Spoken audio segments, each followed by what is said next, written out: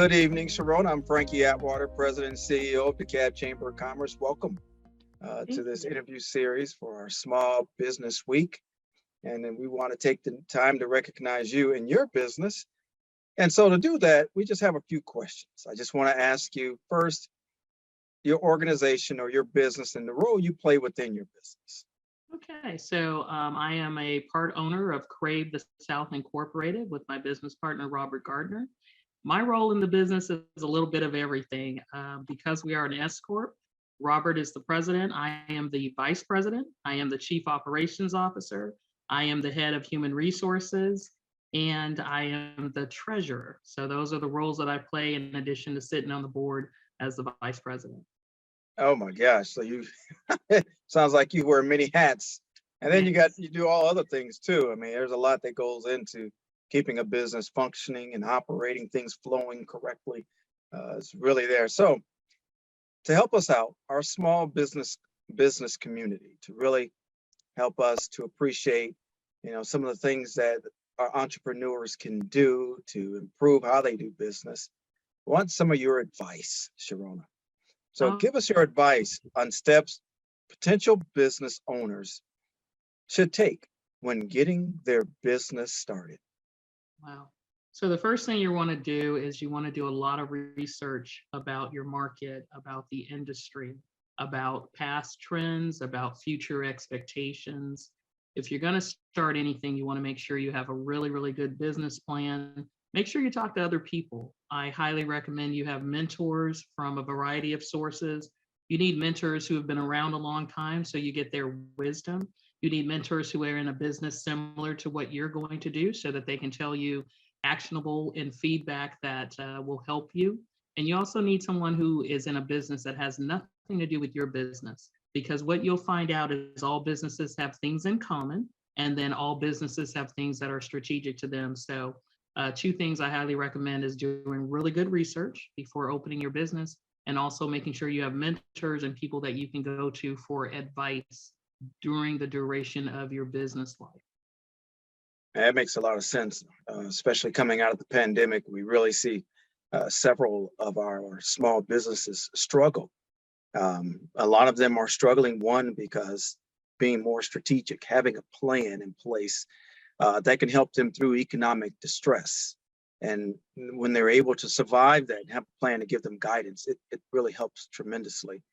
And so the Chamber right now, we're working on a lot to help our small businesses. We're working on creating a lot of different programs and opportunities where we can help revitalize corridors, taking it one step at a time, one phase at a time.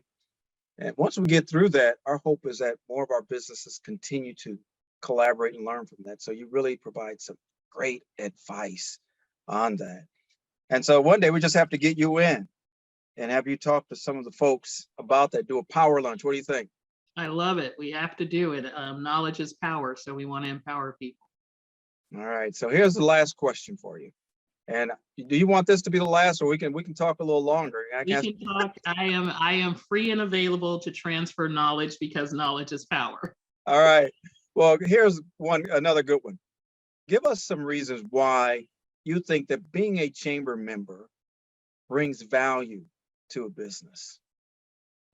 Being a chamber member has been invaluable to us, in addition to all educational webinars and opportunities to meet and greet one another, opportunities to attend the galas. They are actually sharing information, and this is not just people sitting in a seat who've been around for 30, 40 years. You will meet other entrepreneurs, other small business owners. We're going to experience a lot of the same things, and what you're hearing in the meetings are solutions to problems that you too are experiencing. There is nothing more powerful than networking. Everyone knows is not, what you know is who you know. And so being a part of the chamber has introduced us and linked us with amazing people right in our community, people who are business entrepreneurs just like us. And so there is a strength in that type of a community.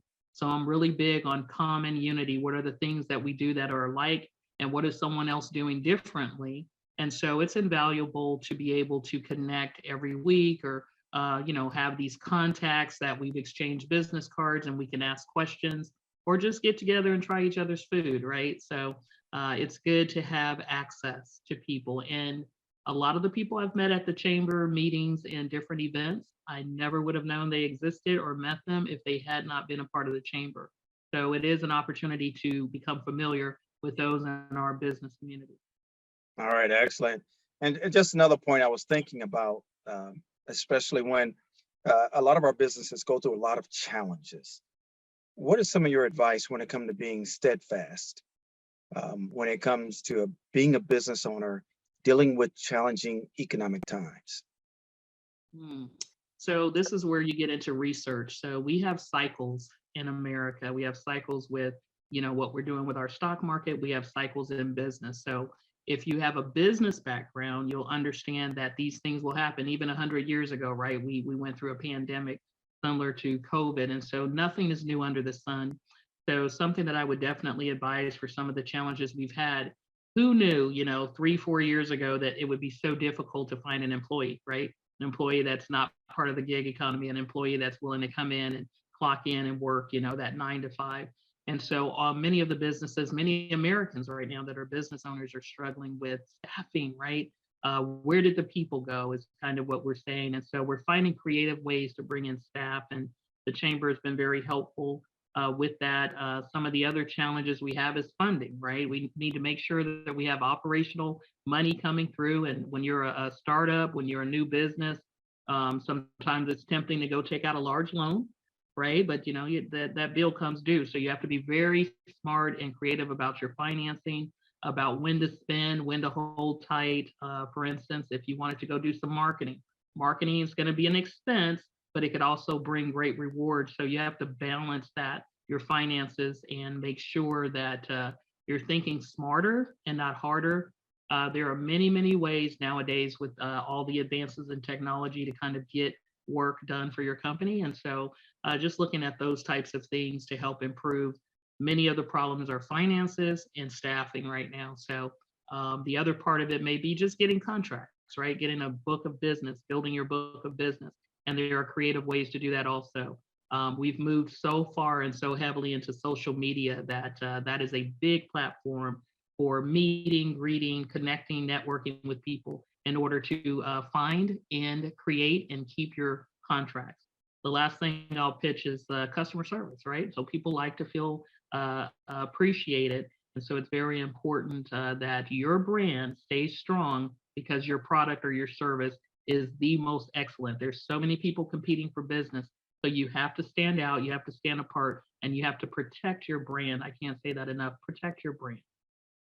That is some, oh, wow, that is some very good advice, Sheronna. We truly thank you for this opportunity where we could interview you for Small Business Week and the advice that you provide our business owners. This is great. It's a nice celebration this week. Hopefully folks tune in, gain some knowledge. Like you said, knowledge is power.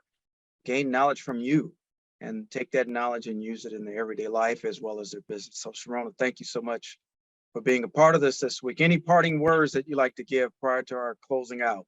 Absolutely. So the biggest room in the world is the room of improvement. So do know that you can always do better and go further and be even more excellent. The room of improvement. All right. Thank you so much. I'll take that advice as well. So thank you.